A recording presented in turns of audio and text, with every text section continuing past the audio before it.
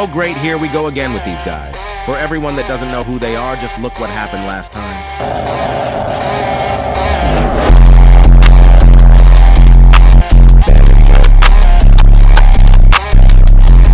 And now they're back, and with electric cutouts from Granatelli Motor Sports, let's install them and see what happens.